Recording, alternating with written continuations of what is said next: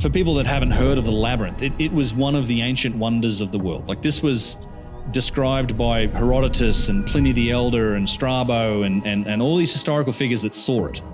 Herodotus described it as exceeding in splendor and wonder that of the pyramids. Like, this was the labyrinth was this sort of 1,000-room structure that was supposedly just absolutely magnificent. You could have fit all of the temples of Karnak and Luxor and all of the temples of Egypt into its footprint. That was just lost to the sands of time. We've never known where it is or what it is. And it would be like a pyramid. It would rival the Great Pyramid, for sure, if we were to find it. But it turns out we found it.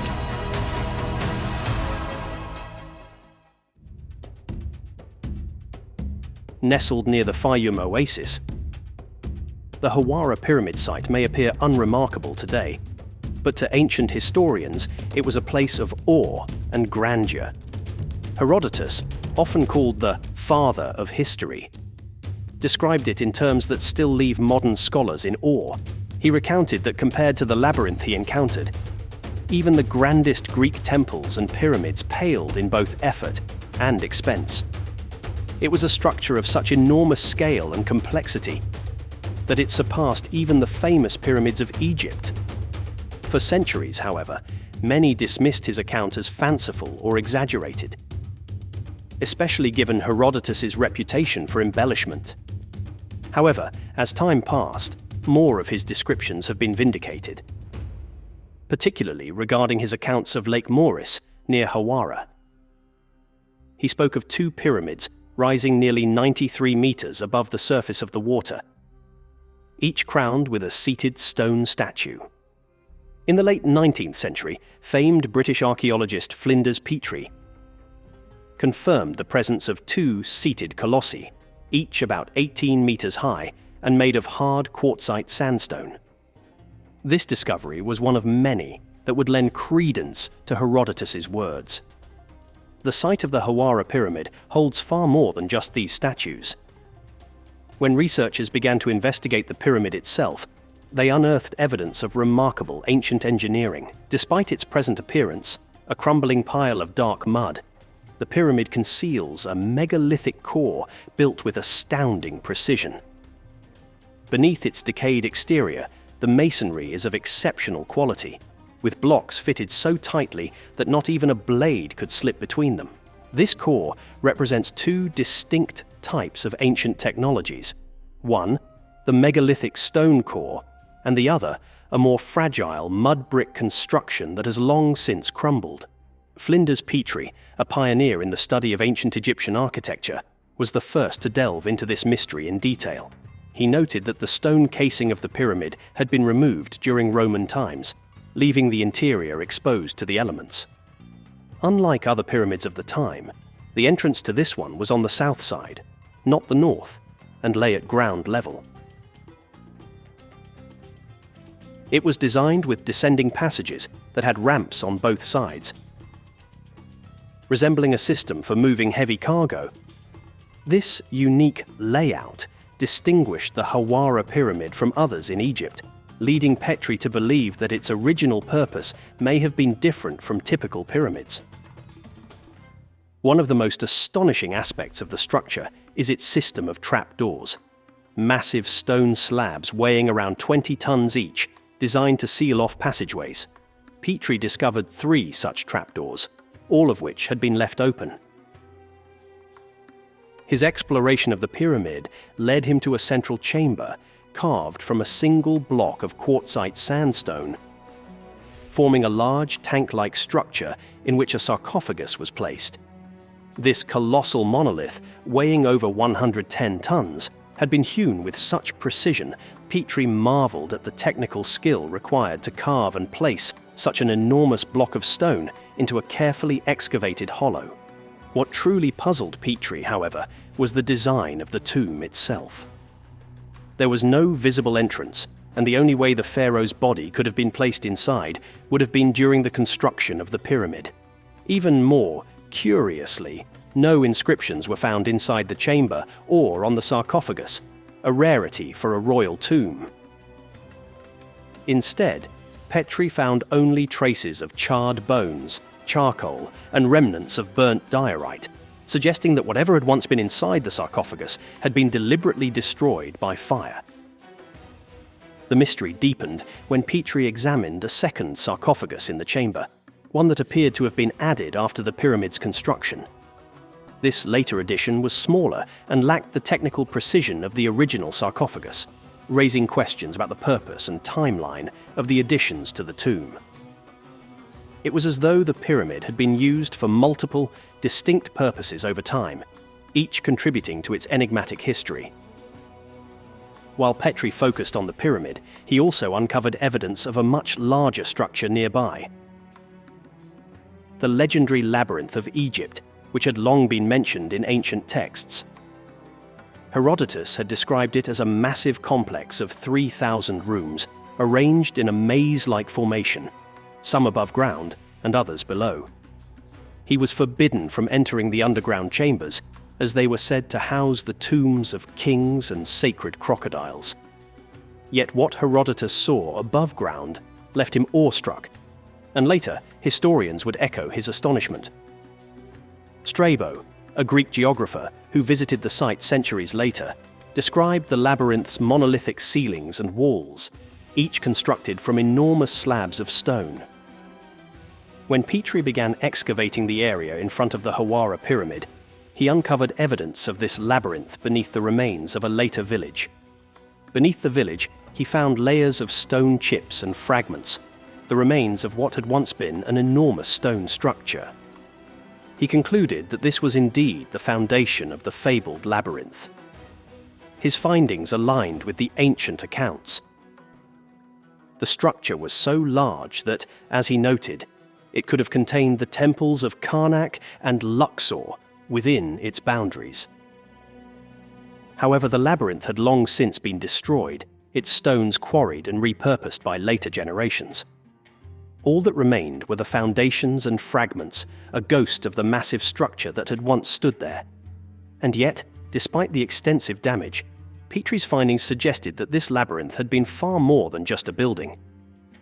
It was a monumental work of engineering and architecture that had once awed the ancient world. As we delve deeper into the mysteries of Hawara, it becomes clear that this site still holds secrets waiting to be uncovered. The labyrinth described by Herodotus, Strabo, and other classical writers may not be entirely lost. In fact, modern technology has revealed tantalizing clues that suggest much of it may still lie hidden beneath the sands, waiting to be rediscovered. In the 21st century, new technologies have allowed researchers to explore the Hawara site in ways that Petrie could only have dreamed of. Ground-penetrating radar and other advanced tools have given archaeologists the ability to peer beneath the surface without disturbing the ancient ruins. One such expedition in 2008, led by the Mataja project, a team of geophysicists, used radar technology to investigate the area beneath what Petrie had identified as the foundation of the labyrinth. What they discovered was nothing short of remarkable, a vast network of walls and chambers buried deep beneath the surface. Their findings suggested that what Petrie had thought was a foundation might actually have been the roof of the labyrinth, which could still exist underground. The radar scans revealed a grid of rooms and passageways at depths of 8 to 12 meters, confirming the existence of a colossal structure that matched the descriptions given by ancient historians. Despite the significance of these findings, the news was met with unexpected resistance. Egypt's Supreme Council of Antiquities, led by Zahi Hawass, requested that the results be withheld from the public, citing concerns about national security. The Mataja team faced delays and obstacles, but after 2 years, they were finally able to publish their report. Their findings supported the ancient accounts of a labyrinth that was far larger than any temple known in Egypt, a structure that had remained hidden beneath the sands for millennia. The labyrinth's complexity and scale raised even more questions about its purpose. Why would such an enormous structure be built underground, and what was it used for? Some researchers speculated that it could have been a secret repository, a place where valuable artifacts or knowledge were stored. Others suggested that it might have served as a ceremonial or religious center, its labyrinthine corridors and chambers designed to disorient and awe those who entered. One of the most intriguing aspects of the labyrinth is its apparent age. The orientation of the structure, which is tilted by 20 to 25 degrees compared to the nearby Hawara pyramid, suggests that it may be much older than the pyramid itself. If this is true, it raises the possibility that the labyrinth predates the pharaohs and could be a relic of a much earlier civilization. Despite the advances in technology, many mysteries remain unsolved. The subterranean chambers have yet to be fully explored, and no one knows what lies within them. Could the labyrinth still contain treasures or texts from an ancient era? Could it hold clues to the origins of the Egyptians or even earlier cultures that inhabited the region? For now, these questions remain unanswered, as the labyrinth remains buried beneath layers of earth and time. If Elon Musk became the next Tony Stark? It is a question that has been on the minds of many people since Musk started his incredible journey of innovation and technology. Elon Musk is undoubtedly one of the most recognizable tech entrepreneurs in the world today. His creation of PayPal revolutionized online payments, and his contributions to Tesla, SpaceX, and other companies have spearheaded some of the most advanced technological advancements in the world. Elon Musk has often been compared with Tony Stark, the legendary Iron Man superhero from Marvel Comics. Like Tony Stark, Elon Musk is also a visionary and a genius-level inventor.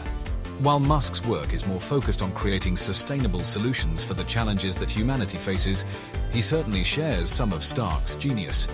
Recently, Musk announced that his version of the Iron Man suit would be powered by Tesla batteries.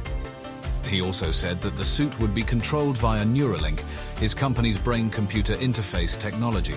He also plans to have internet in his suit thanks to his Starlink satellites orbiting in space. The suit will use rocket technology from SpaceX, so Musk can fly in his suit.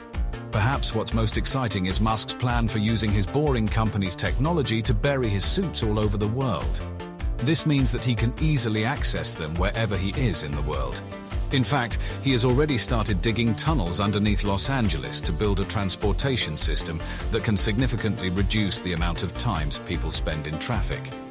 Musk's Iron Man suit also comes with a Twitter Blue subscription for 12 months, which is an exciting addition. Musk is also aware that batteries in the suit can quickly run out while flying, so he has made provision for optional charging that works with Tesla chargers scattered across the country. This will allow him to charge his suit's battery quickly and efficiently. Iron Man was created by Tony Stark to protect people and fight evil forces. Elon Musk's version of the suit would likely follow a similar path. Musk's Iron Man suit can revolutionize the world by improving human lives. For example, suppression of wildfires and fighting terrorism are potential areas where Iron Man's suit would be incredibly useful. What if Musk's Iron Man suit could be used by emergency responders in the aftermath of natural disasters like hurricanes, typhoons, and earthquakes? It could help pull people out of rubble and provide medical support in real time. Perhaps it could track down people in need of help with its Neuralink technology and respond instantly. Without a doubt, the Iron Man suit could have a significant impact on saving human lives worldwide. Finally, if Elon Musk becomes the next Tony Stark, we can only expect more technology advancements from him. There may be a future in which Iron Man's suit will replace traditional firefighting, search and rescue, and military air operations entirely. The possibilities are truly endless. In conclusion, Elon Musk is already doing very exciting things in his journey of innovation and technology. His version of the Iron Man suit is just one more example of Musk's incredible vision for the future. The Serapeum of Saqqara, nestled near Cairo, holds one of ancient Egypt's most puzzling enigmas. Enormous granite boxes, often considered to be sarcophagi. These immense boxes, carved from single blocks of granite with an astonishing level of precision, continue to baffle archaeologists, engineers, and historians. How did the ancient Egyptians craft these structures with such detail and accuracy, sparking ongoing debates about their origins? These boxes are far from ordinary stone coffins. Each is crafted from a single block of granite, known for its extreme hardness and difficulty to work with. Some of these boxes, complete with their lids, weigh as much as 70 tons, while the raw blocks they were carved from likely weighed over 200 tons. What's truly remarkable is the precision of the craftsmanship.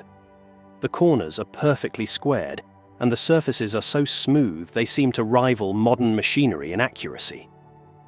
Achieving this level of exactness, especially millennia ago, raises the question: did the ancient Egyptians possess technology beyond what we've ever imagined? The interior of these boxes is equally awe-inspiring. While the smooth exteriors are impressive enough, the flawless precision on the inside seems even more impossible. How did they hollow out these massive granite blocks with such accuracy, given the tools thought to be available at the time? Copper tools, often credited to the Egyptians, would have been insufficient for the task, and the uniform thickness of the walls suggests the use of sophisticated measurement techniques far ahead of their time. Such uniformity in these boxes is unparalleled in other Egyptian artifacts, leading to more questions. Hollowing out these granite blocks would have required not just immense labor, but an advanced understanding of stone-cutting techniques that we still don't fully comprehend. Conventional explanations, primarily focusing on copper tools, fall short when compared to the remarkable precision of these boxes. How then did the Egyptians achieve this level of perfection? Some theories propose that the builders had access to lost technology, perhaps advanced tools or machinery, now forgotten in the annals of history. Researchers speculate about high-speed drills, diamond-tipped saws, or other sophisticated equipment. The notion of advanced technology in ancient Egypt is controversial, yet the evidence presented by these granite boxes continues to fuel this debate. Adding to the mystery is the question of purpose. While traditionally believed to be sarcophagi for the sacred Apis bulls, the excessive craftsmanship for mere burials raises doubts. Could these boxes have served a more complex function, perhaps related to energy manipulation or another unknown scientific process? This question remains unanswered and continues to intrigue modern researchers. Even transporting these massive boxes presents an engineering challenge. The narrow and winding underground tunnels of the Serapeum would have made moving the 70-ton boxes an extraordinary feat, requiring advanced knowledge of engineering or transportation. Additionally, there are no visible signs of torches or burn marks in the tunnels. How did they light these spaces while moving such colossal objects? Despite the many mysteries, mainstream archaeologists attribute the precision and craftsmanship of the Serapeum boxes to the skill and patience of ancient Egyptian stoneworkers. They argue that, over generations, the Egyptians perfected their techniques, achieving incredible accuracy through dedication rather than technology.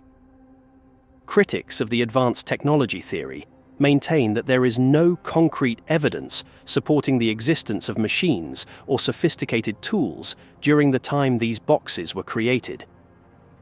Yet, as more of these boxes are discovered throughout Egypt, the questions multiply. Across the country, similar examples of giant granite boxes exist, each demonstrating the same level of craftsmanship and precision. This suggests the possibility of a forgotten technology, one far beyond what is traditionally accepted in the study of ancient Egypt. One example, found in the Cairo Museum, displays an irregular slanted cut that was likely abandoned due to an error in the process. But this mistake tells more than expected. It reveals the possibility of a highly advanced cutting method. The cut extends deep into the granite, an impossible feat with traditional copper chisels or saws.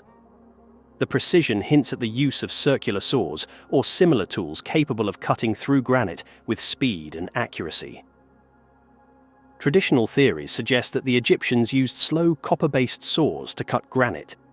However, modern attempts to replicate this technique resulted in an excruciatingly slow cutting rate of only 4 millimeters per hour. At such a pace, it's implausible that ancient artisans wouldn't have corrected the significant deviation seen in the error. The precision of the cut suggests the use of advanced machinery far beyond what is typically attributed to ancient Egypt. Similar saw marks have been observed on other granite boxes, some of which are also displayed at the Cairo Museum. These marks resemble those made by modern band saws, but appear to indicate an even higher operational speed. Contemporary granite cutting saws rely on diamond-encrusted blades, technology believed to be far out of reach for the ancient Egyptians. Yet the marks persist, challenging our understanding of the tools available in that era. Adding to the intrigue are the perfectly round tube drill holes found in various granite artifacts throughout Egypt. The depth and uniformity of these holes suggest the use of advanced drills, possibly equipped with diamond-tipped tools. One of the most striking examples is Core 7, a cylindrical piece of granite discovered near the Great Pyramids. The continuous spiral groove on Core 7 resembles the groove of a vinyl record. In fact, modern machinery that could produce such a result would require high-speed rotation and diamond-tipped tools, technologies not associated with ancient Egypt. Core 7's spiral grooves suggest a force and precision greater than modern power drills, raising the question of whether the Egyptians, or a lost civilization, had access to technology now lost to history. Across Egypt, the evidence of these granite boxes continues to challenge mainstream views. Could these artifacts have been created by a lost civilization with advanced technology? Or are we simply missing a piece of the puzzle regarding how the Egyptians worked with stone? The precision, craftsmanship, and technology evident in these objects suggest that they were made with methods we don't yet understand. The most extraordinary example of precision stonework may be the granite box discovered beneath the pyramid at Lahun. Within a polished granite chamber lies a tilted box with 4 corners so perfectly aligned that modern measurement tools reveal almost no discrepancy. Another similar box was found at Mastaba 17, buried beneath a pile of mud bricks. Both examples display precision that raises questions about their origin and purpose. Could these boxes have been repurposed by the Egyptians, who may have inherited them from a lost civilization? The mystery of these granite boxes remains unsolved. Could they represent the remnants of a prehistoric civilization with knowledge far beyond our current understanding? Perhaps this explains why these objects were later used by the Egyptians for seemingly simple purposes like sarcophagi, because they, like us today, did not fully understand their true purpose. In the ancient city of Luxor, hidden within its majestic temple walls, lies a mystery that challenges modern understanding of ancient Egypt's science and philosophy. Egyptologist Shwala de Lubitsch, after 12 years of detailed study of the Temple of Luxor, proposed that the ancient Egyptians held a sophisticated and immutable knowledge, fully developed from the earliest dynasties. This knowledge, according to de Lubitsch, far surpassed that of other civilizations at the time, hinting at a deeper understanding of the universe. De Lubitsch's research into the temple's intricate carvings and architectural design led him to a remarkable discovery, which he called transparency in the stone blocks. While copying temple plans and examining wall carvings, he noticed tiny embedded stones in larger blocks, which had been previously dismissed as errors. De Lubitsch proposed that these stones were markers placed by the master builders for precise measurements. This realization spurred adjustments in his own measurements, leading to even more astonishing findings. He observed that carvings on opposite sides of some walls seemed to align in impossible ways, as if the stone between them was transparent, allowing the design to flow through. This phenomenon, which de Lubitsch likened to a see-through banknote, suggested a level of craftsmanship and intentionality that defied conventional understanding of ancient architecture.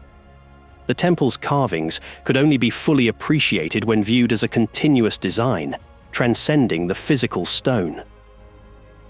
One striking example of this transparency is between Room 12 and Room 5 in the Temple of Luxor.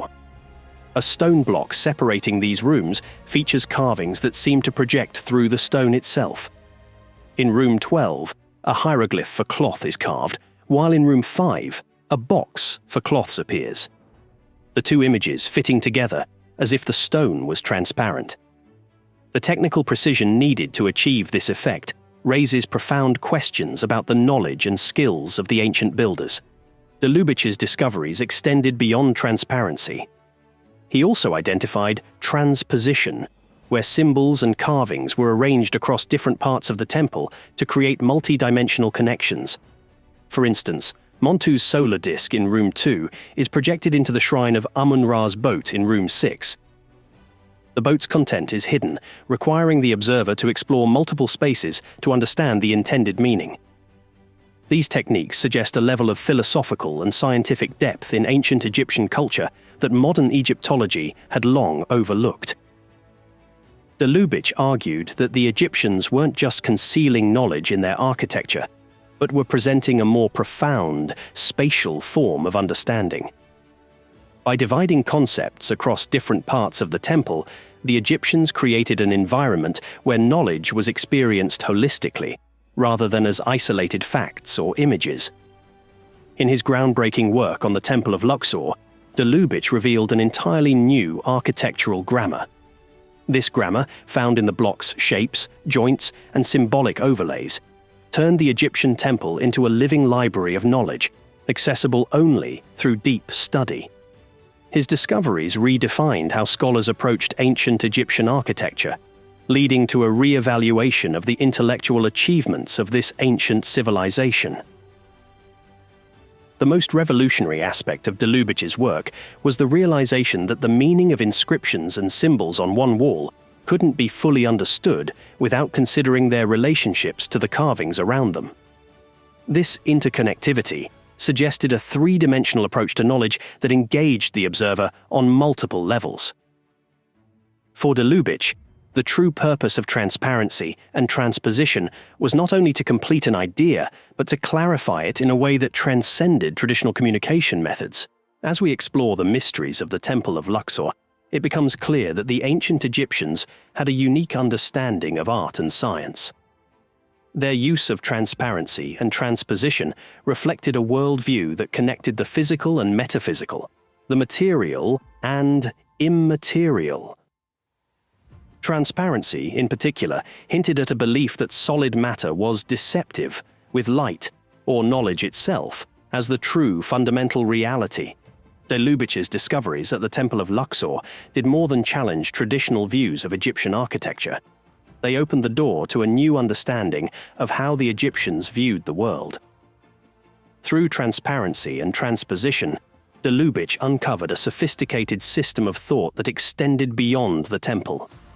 He believed that this system could be found in other artifacts, such as papyri, which contained multi-layered meanings to be understood holistically. Transparency, for example, was more than an architectural technique. It represented a deeper philosophical belief. By prioritizing light over solid matter, the Egyptians expressed a worldview that saw physical reality as secondary to the metaphysical. De Lubitsch suggested that this belief in the primacy of light explains why transparency was central to the Temple of Luxor's design. The stone blocks weren't just barriers, but conduits for knowledge and understanding. Transposition added yet another dimension to this philosophy, emphasizing the importance of seeing beyond the surface. To understand the temple fully, one had to move through it, experiencing the connections between different spaces and symbols. This design reflected an understanding of spatial awareness and perception that resonates with modern psychological theories, such as Gestalt. Gestalt psychology, which emerged in the early 20th century, focuses on the idea that the whole is greater than the sum of its parts. Human perception organizes individual elements into a unified whole, rather than analyzing each part in isolation. De Lubitsch's work mirrors this idea, as he argued that the carvings and inscriptions in the temple were part of a larger, interconnected system. Just as Gestalt theory emphasizes the importance of perceiving the overall form, de Lubitsch focused on perceiving the entire meaning of the temple. De Lubitsch's discoveries lead to profound questions. Who were the true sources of this knowledge? Were the Egyptians responsible for developing these advanced ideas, Or were they inheritors of wisdom passed down from an even older civilization? And what can these ancient ideas teach us about the nature of reality? By connecting ancient Egyptian concepts with modern scientific theories, we uncover new insights into the mysteries of the past, and the possibility that the answers to our most profound questions may lie not in the future, but in the distant past. Beneath the Giza Plateau, near the Great Sphinx and pyramids, lies a mysterious structure that may reshape our understanding of ancient Egypt. Known as the Osiris Shaft, this subterranean complex challenges conventional timelines. Could it predate the pyramids?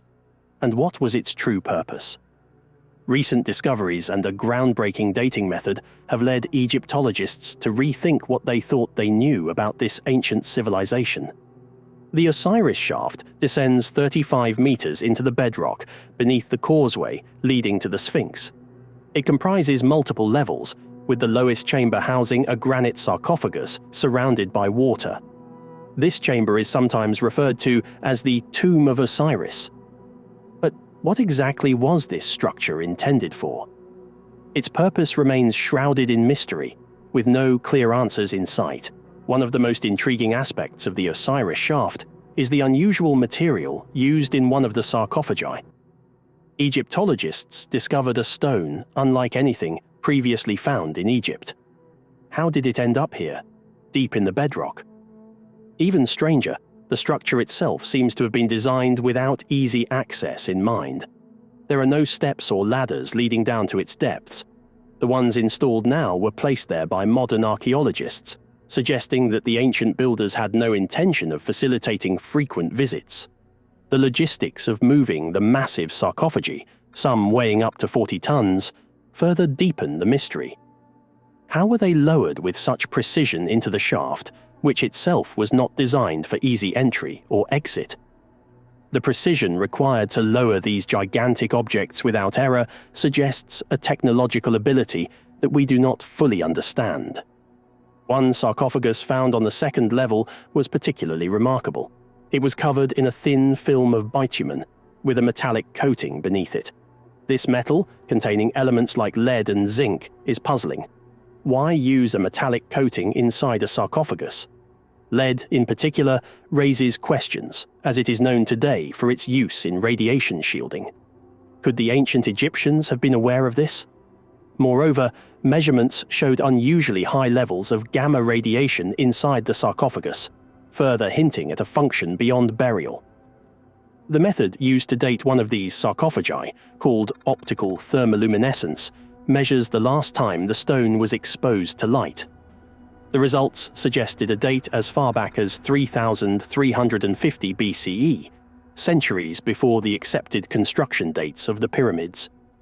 This implies that the Osiris Shaft could predate the pyramids and the earliest dynasties of Egypt. What's even more curious is the material of one sarcophagus, dacite, an igneous rock not found anywhere in Egypt. In fact, after consulting with geologists, it was confirmed that there are no significant dacite deposits in Africa large enough to produce a sarcophagus of this size. This means the stone was transported from outside the continent, perhaps from Europe or the Black Sea. The logistics of transporting a 40-ton block of stone across seas and deserts remains a mystery. Why didn't the builders use locally sourced granite or basalt, which would have been far easier to acquire? This discovery challenges long-standing views on ancient Egypt's chronology. The dating method used reveals a time well before the pyramids, offering a glimpse into a distant past. Could the Osiris Shaft represent the work of a forgotten civilization, one whose achievements have been lost to time?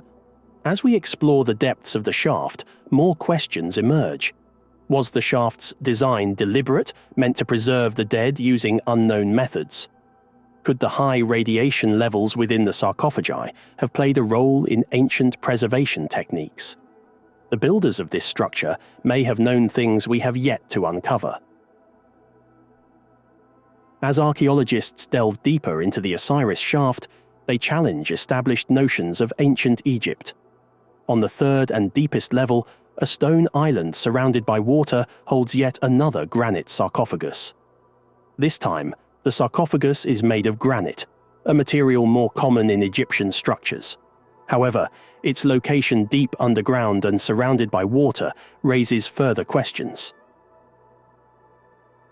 This sarcophagus dates to around 2370 BCE, placing it in the Old or Middle Kingdom.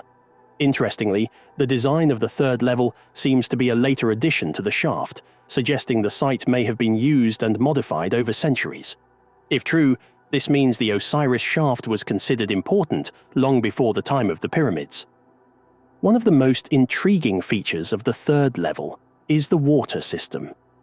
A meticulously shaped canal surrounds the chamber, and the water level appears to be maintained at a precise depth. How did the builders engineer such a system over 100 feet underground? The bedrock in this area is solid, making natural water leaks unlikely. This suggests that the builders tapped into a hidden water source, possibly through an underground channel or spring. At the Osirion, another ancient Egyptian site, similar subterranean water channels have been discovered, indicating that the ancient builders had advanced knowledge of hydroengineering. Water was often seen as a source of life and regeneration, and its presence in the Osiris Shaft may have had symbolic significance in ancient rituals related to death and rebirth. This brings us to the connection between the shaft and Osiris, the Egyptian god of the dead and the underworld.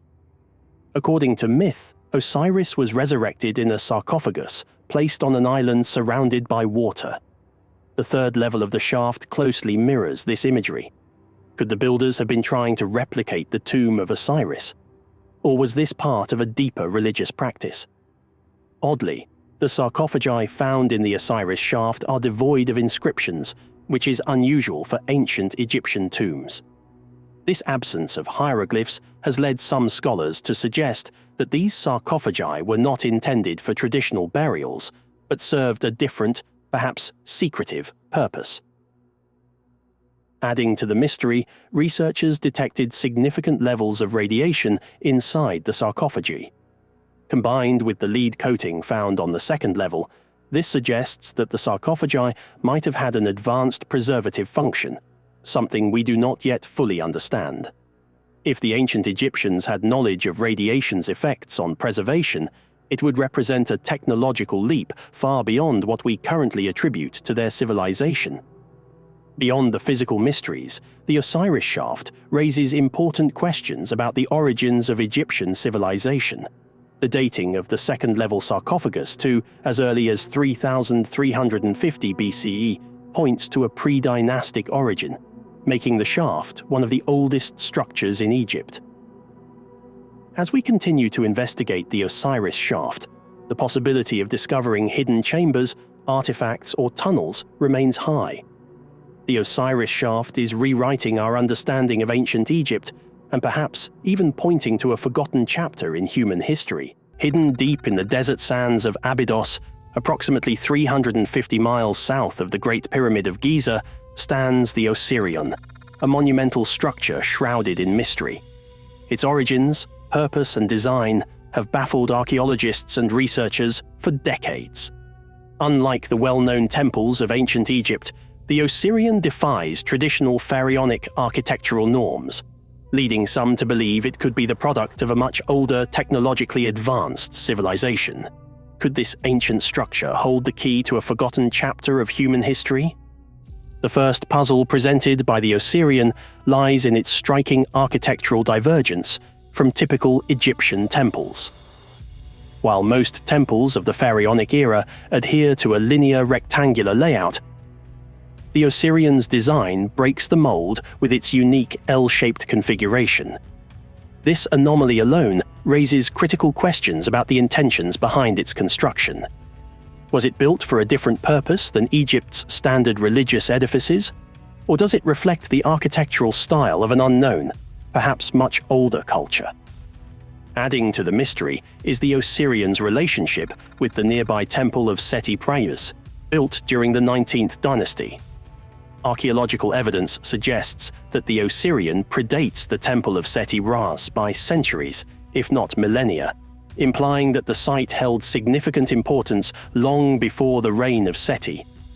This ancient structure was already in place when Seti chose to build his temple beside it, as though honoring an ancient relic from a bygone era. What made the Osirion so significant, and why did it attract the attention of the Egyptian kings? The sheer scale of the Osirion is awe-inspiring. The core of the structure is composed of massive rose granite blocks, some of which weigh an astonishing 100 tons. These immense stones were quarried from Aswan, located over 200 miles to the south, a logistical challenge that seems insurmountable given the tools and technology traditionally attributed to the Egyptians of the time. Moving these massive blocks across hundreds of miles of desert, and then precisely positioning them in a desert location far from the Nile, is a feat that defies explanation. Without evidence of advanced machinery, how were these massive stones transported and assembled with such precision? The Osirion's architecture, featuring a sophisticated double-layered roofing system and interlocking wedges, suggests a level of engineering knowledge far beyond what ancient Egypt is known to have possessed. The use of granite, a hard and unforgiving material, only adds to the mystery.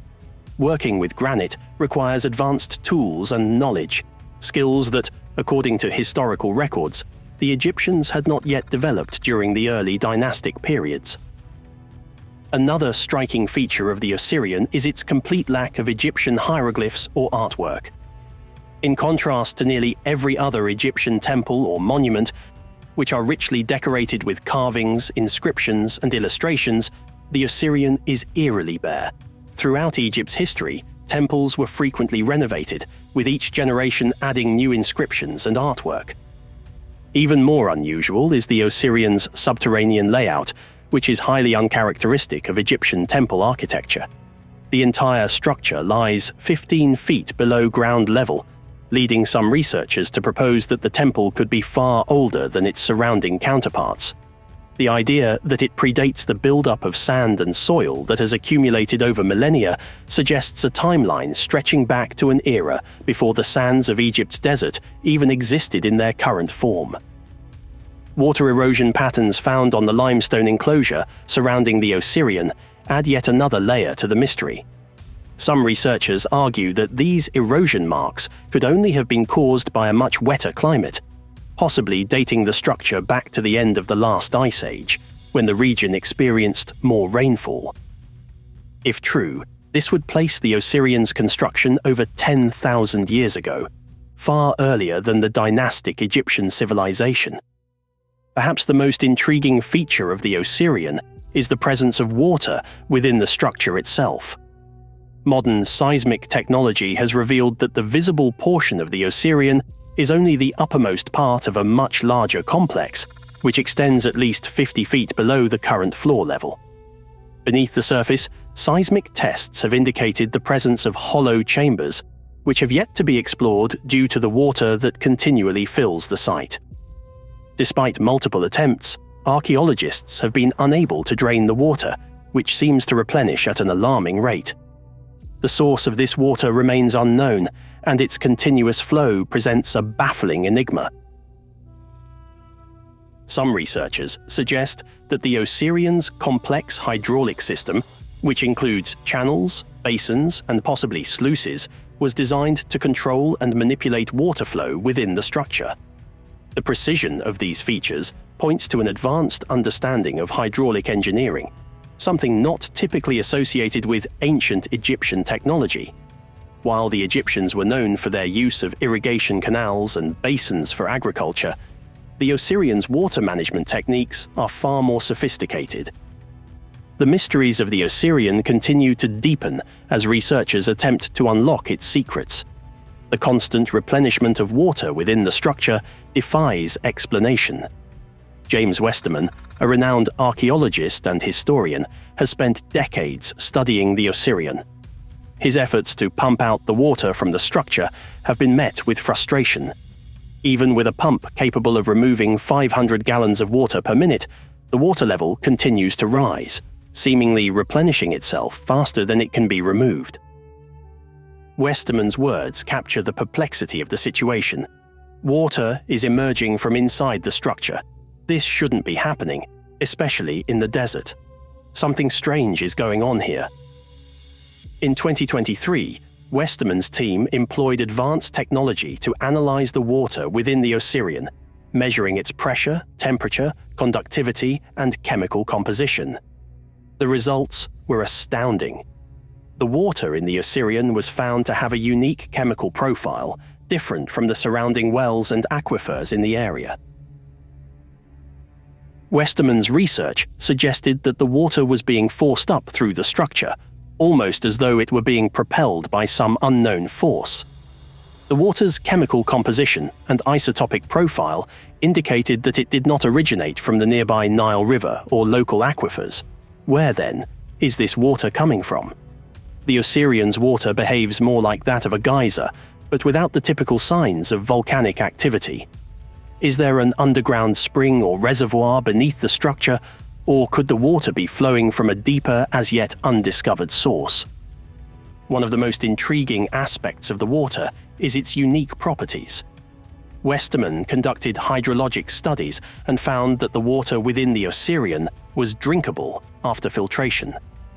Over time, Westerman began drinking the water regularly, and he noticed something extraordinary. His eyesight began to improve.